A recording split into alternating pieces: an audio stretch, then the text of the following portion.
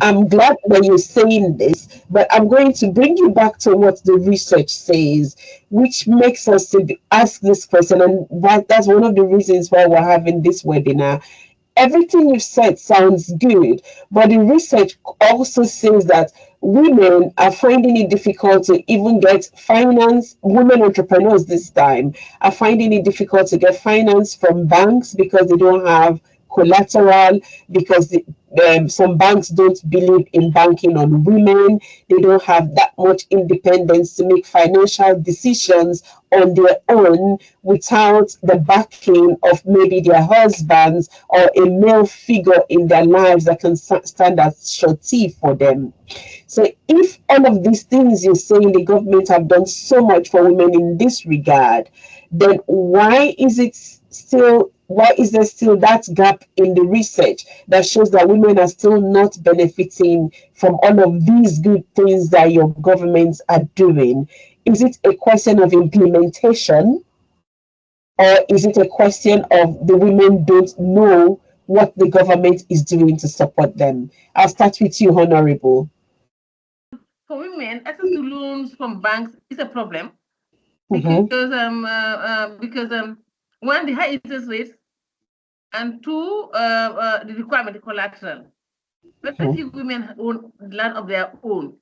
Yes. And I think what is more frustrating is the bank interest rates, which are as high as 22% in the Gambia. That's incredibly high. The reason why, when we were developing the Women Enterprise, the National Development Plan for the country, 2018-2023, we built in the Women Enterprise Fund.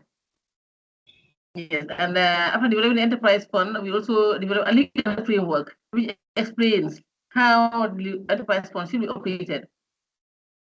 It is in that we encourage group lending, because most women are in groups, as I mentioned earlier. And the requirements, one, you have to be in a group, and the group should not be more than 200 women in a group. You should be registered, you should have a bank account, and the list goes on. So we develop forms which we have sent to the regions. In the Gambia, we have 5 administrative regions and 2 municipalities. We are a small country. And we set up committees in all of these administrative regions and train them. So when the women come to apply, they pick the forms, complete the forms. It's in triplicate, and then they click one, and the 2 is kept at the regional governor's office. And then we at the and here we have set up a board. And when we ask for forms, we don't ask for all the forms. We ask for a certain number of forms because it's protected by the government of the Gambia. And so when the applications come, the board goes through the applications, and those who are qualified benefit from the loan. But then the money is paid into their bank account. So that's why it's important for them to have a bank account. What account does it matter? Yeah.